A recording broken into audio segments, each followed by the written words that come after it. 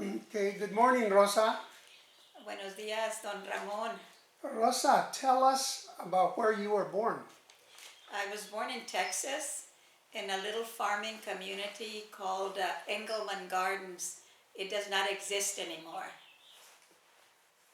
And where is Engelman Gardens in Engelman Texas? Gardens was north of the town where I was raised in, Elsa, Texas, which is in South Texas in the Rio Grande Valley. So name the city that I would recognize You would in that area. the big city you would recognize probably could be McAllen, Texas. If you don't recognize that, in the valley there's Brownsville, and the other city that's probably more than 30,000 would be Edinburgh, Texas. And so tell me about your family. How many, your mom, your dad, how many kids there were? Where were you in line of all the kids? My family, you want their names? Yeah, my mother's name was Petra, and Petra Treviño, and my dad was Juan Treviño Peña. And they raised 4 kids. I'm the second oldest. My brother Eusebio, we call him Chevo. He was the firstborn, and then me, and then another brother who has already passed away this past October, and a sister that passed away 3 years ago. Where did your mother come from? Where was she born? She was born in Mexico, in the state of Nuevo León, a little town called Doctor Cos. And your dad? My dad, also from that same community, same area. So did they meet in Texas or in Mexico? They met in Mexico. And again, where is the city where they met? They met, well, actually, I don't know what city because they were all ranchos. So they would socialize by going to dances. That's how they met. In northern Mexico, central Mexico? In Or which state? In the state of Nuevo León, very close to the border, about 25 miles from the Rio Grande border, Rio Grande River border, yeah. At what age did they meet? Well, they got married, and when my mom was 22, so they probably met a few years before that. I really don't know exactly when they met, but it was at a dance, so that's all I know, that dances that they would have, either weddings or celebrations in Los Ranchos. Yeah. What kinds of music did they say they heard or liked at these dances that you mentioned that they went to? Do you know? Well, I think that in that area, the kind of music, it was the accordion, and probably the guitar and the tambora. Yeah. And I don't know what else, but I remember. I remember my dad talking about that. Yeah. Did they have any favorite groups later on that you remember? I don't remember, no. No, when we were growing up, there were really no favorite groups. There were groups of musicians that would do dances there, because we were raised, they lived in Elsa. After Engelman Gardens, they moved to Elsa, because Engelman Gardens, well, I guess, here we go, I guess. Actually, from Engelman Gardens, they moved to another farming community in Mission, Texas, which would have been about 30 miles from Engelman Gardens. Again, it was a farming community. And they were there for a couple of years, and then they moved to Elsa, because there was an opportunity for my dad in Elsa. What was the opportunity when they left Mexico to come here? Well, my dad came to the Rio Grande Valley, or in to come for work, you know, because there was work. This was during the 30s, and in this country it was the Depression. In Mexico, I imagine pretty much the same, you know. I really don't know because I don't know. But I'm thinking that possibly the Depression didn't hurt him that much, but he wanted to make money, so he came to this country. What kind of work did he do? He started because at that time the government was providing jobs at that time. So my dad did cement, making the canals for the irrigation. That's what he did. He worked cement, so he learned that. Did your mom work? My mother worked later after she had all of us. She did work at a cannery. The reason that they moved from Mission to Elsa is that my dad got wind that there was a cannery that was opening up in Elsa. And so they moved to Elsa probably in 1942. Yeah. They stayed in Texas. That's where they lived for the rest of their lives. In Elsa. Oh, okay. Yeah. And then, what was your life like in Elsa? Well, it was very simple. My life was simple. We probably had a couple of grocery stores, one in the white part of town across the tracks, the other one in the Mexican part of town, and there were actually a couple of grocery stores. So we went to the one that was closest to us, which was called Citos. Who owned the store? This family, Cito Casares was the one that owned this store.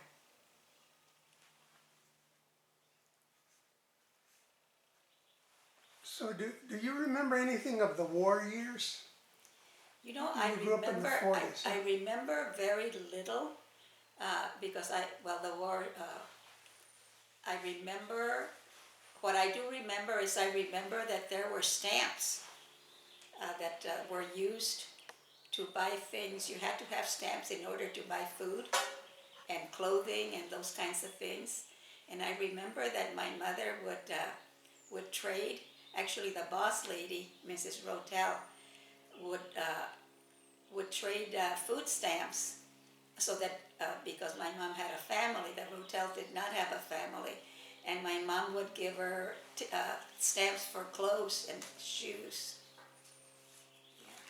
That's what I remember. About the war, what I remember is that they had to cover the windows so that there would be no light.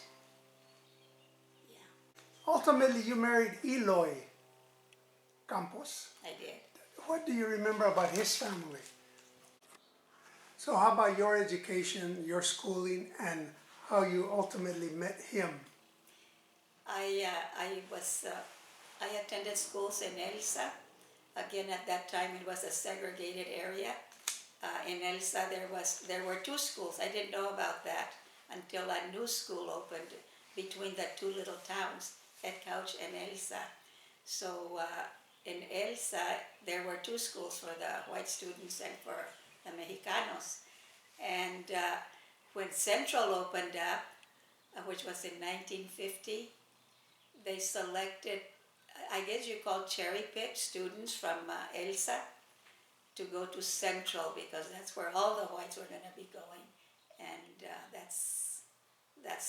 that was my elementary school years. I graduated from the Edcouch Elsa High School and then attended a year at Pan American College. And I believe that's where I met Eloy, at the library. Yeah. That was probably in 1959, 60. Oh, the library. Where were you sitting? How did you start talking? Well, what it was that my girlfriends knew Eloy. Eloy was very popular, I guess. And my girlfriends knew him. And I still am very close to one of my friends. She lives in Austin. So she introduced Eloy to me. And I guess my friend Dora and I were sitting at a table there, and Eloy came over to see who Dora's friend was, and that was me. You said your father did cement work, building canals. What was that about? When he first came to this country, which was in like 1935, during the Depression, there were jobs there that were provided by the government. I don't remember what the government called them. And so one of the jobs that he did was to work with cement, building irrigation canals. So how does that tie up with a cannery, the Elsa Canning Company? The Elsa Canning Company, my dad was there and was part of the people that built it. He did a lot of the cement work. He learned plumbing because there was a plumbing company there, one family plumbing company. The Baraskis was the name. And so he learned cement from when he worked in the 30s. So he helped all the cement. There's a lot of cement that is put in a cannery because there's so much water. So yeah, he worked on that also to build it. And after the cannery was built, then the warehouse, they needed to have a warehouse. So that's where he ended up working, running the warehouse. Yeah. You mentioned the Rotel family and the cannery, so what was that about? Rotel were the owners of the Elsa Canning Company. One of the products that the Rotels or the company did, they did the Rotel bean dip, the Rotel chili and tomatoes. I don't know what it's called. But anyway, those are things that you still find on the shelves of grocery stores now. Of course, they sold their label to some company, I don't know where, in New York. But when they closed a cannery, which was, I really don't know exactly when it closed, probably in the 70s, because for whatever reason, I don't know, it closed. But they sold their labels, and they're still there. You can still find Rotel chili and tomatoes. I don't know what they call it, but anyway. And then the bean dip was also developed there by the whatever chemist they had there. They developed bean dip. So after the wedding, you say that you went back to school for a while? I went back to school because I had another semester to go. And so I went back. And then I had Nora in June. And after Nora was born, there were no jobs for Eloy, so he came to California, went with a friend. I mean, there were some people that would come to California all the time. So he caught a ride with one of his friends, came to King City. That was not the place for him because it was field work. Had a cousin here in San Jose that was doing cannery work. So field work versus cannery, he came for the cannery. And then that's what he did. And then I came, he was still working in the cannery, I think. But anyway, he was already here in San Jose living with a cousin. And then he rented an apartment there on Willow Street for me and Nora and him. So we came in October of 1965. What was his dream, to work in what or to do what? Well, back then his goal was simply to survive. He certainly, apparently he didn't, he left school, because of, he needed to work. So he left school, came to California, worked at the cannery, and then the cannery closed I don't know when the canneries closed, at the end of the season. So he found another job just to survive, And I came, and luckily Ford came into Milpitas a year later. This was when I came was October 31st, 1965. And so between October and April of 66, he just found jobs to keep us, just to bring food to the table, pay the... In 1966, April of 1966, Ford Motor Company opened up a plant here in Milpitas. So they were going to be hiring 1,000 men. I think at that time it was men. And so that was Eloy's opportunity to go and apply for a job and be able to support the family a lot better.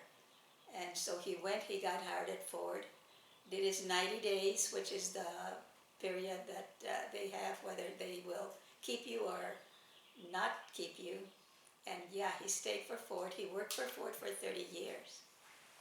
So both you and Eloy had college education. Was that unusual for Mexicans at that time? Or were you part of a middle class that all your friends all basically got a lot of education? The fact that my dad had a permanent job, that was a plus. Not everybody there had permanent jobs.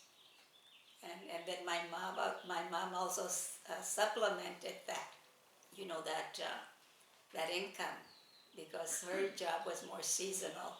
My dad was year-round, so he had a permanent job, and that certainly helped the family.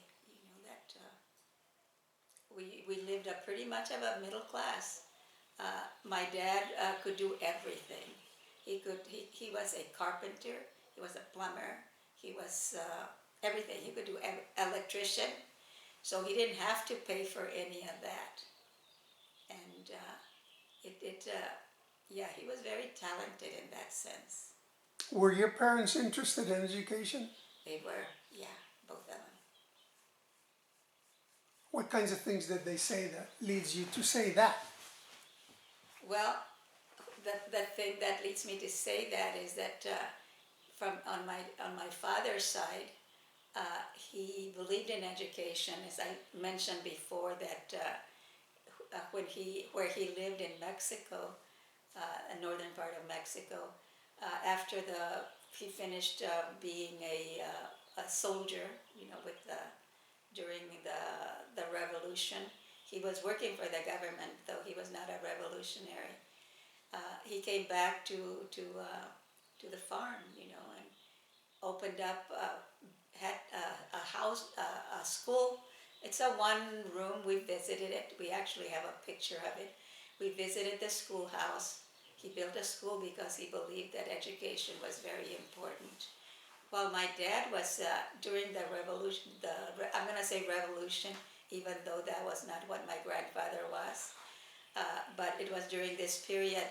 My dad was going to school there in Veracruz or Tampico, and he actually was receiving English instruction. He was at some academy. His dad put him in some special academy where he learned English, and this was back in probably the early 20s, or whenever the revolution was, between probably 1910 through 21, something like that, yeah. So Eloy's father was in the Mexican military. What did he do? Eloy's father was not. My grandfather Juan was a captain in the military, the Mexican military. Exactly what captains do, I do not know, but he did have a rank. After the war ended, he went back home to his community called Peñitas, and because education was really important to him, he built a little school there, a schoolhouse. It was called Juan Treviño Peña Escuela Rural Federal. That's what it was called. Is it still there? The building is still there. When we visited a while back, They even had a picture of him up high, yeah, inside. I have no idea, uh, what's there now, because we haven't been